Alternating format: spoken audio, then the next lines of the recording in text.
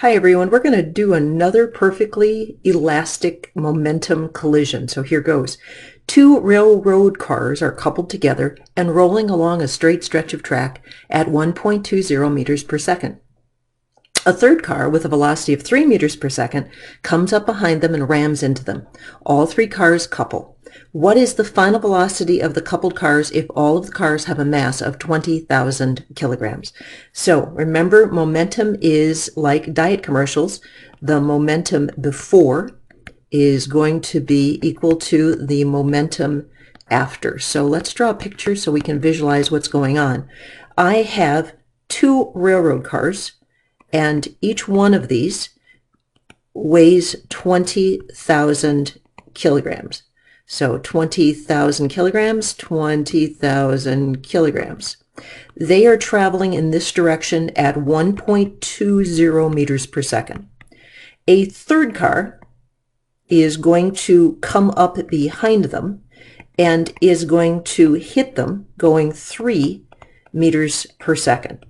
Afterwards, they are going to all couple. We're going to have all three cars coupled together, meaning that the masses will be all combined, and I'll have a total mass of 20 plus 20 is 40 plus 60. The mass after total is going to be 60,000 kilograms, and I want to know what is my velocity after. What's that going to be? Now let's use some common sense before we actually do the math.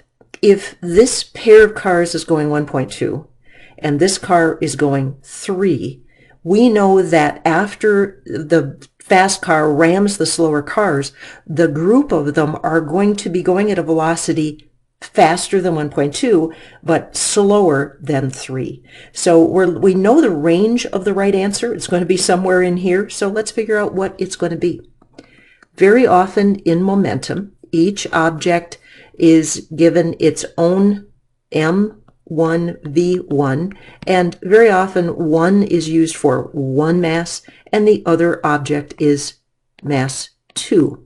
So mass 1 velocity of the first object plus mass 2 velocity of the second object is going to equal mass 1 velocity of the first object after mass 2 velocity of the second object after. And we are told in this problem that this happens to be a situation where they couple. Well, this is a hit and a stick. Hit and stick problems are perfectly inelastic, and what that means is they are going to have a shared final velocity. So whatever it ends up being, these two velocities are going to end up being the same, and I am going to pull that out of this equation. So velocity after times the combined masses, mass 1 plus mass 2, and we already figured that out in our head because the math was kind of easy, 60,000 kilograms. So let's put in the other half of my problem.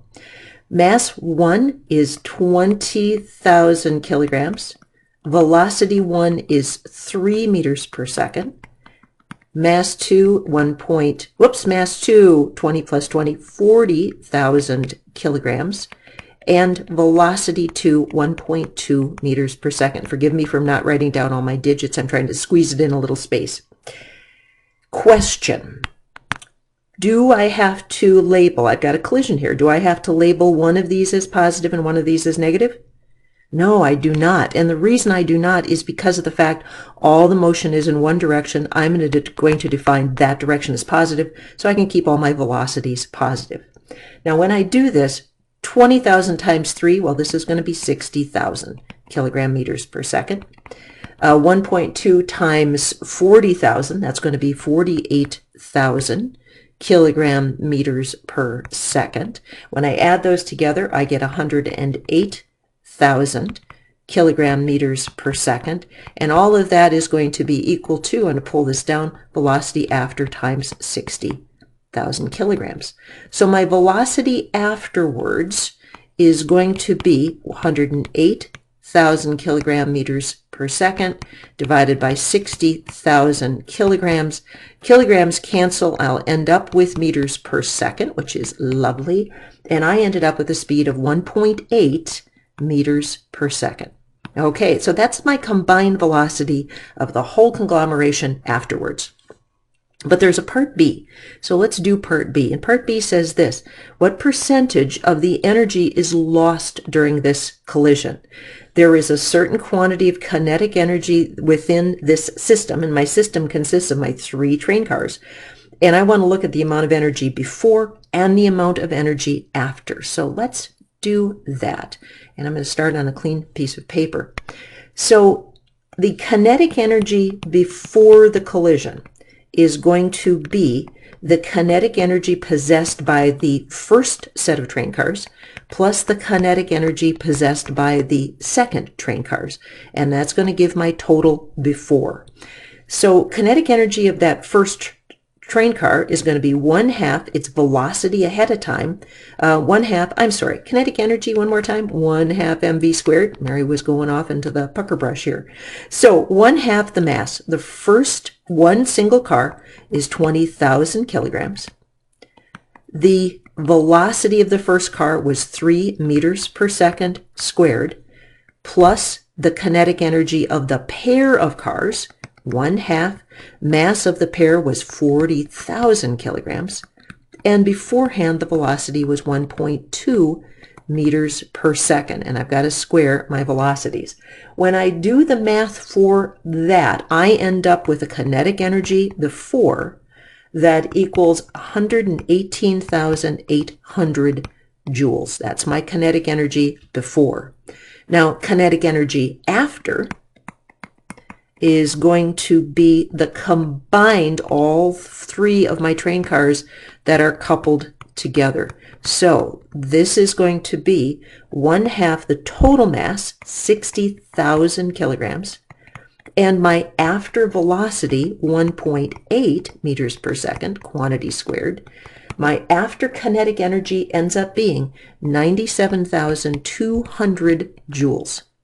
Now the question was lost. How much energy is lost? Well, if I want to look at lost, it's going to be before minus after is going to give me lost. So before I have 118,800 joules. Oh, did I miss something somewhere? Nope, that does work. Okay, I was looking at my numbers funny. 97,200 joules, and when I subtract, that's going to give me 21,600 joules. If I want to know percentage that has been lost, I'm going to take my 21,600 joules divided by my before, 118,800 joules, times 100 to make it a percentage. And what do I end up with? Lost of about 18.2%. So that's quite a bit of energy, kinetic energy, lost by the train cars just in the coupling. All right, see you later. Bye.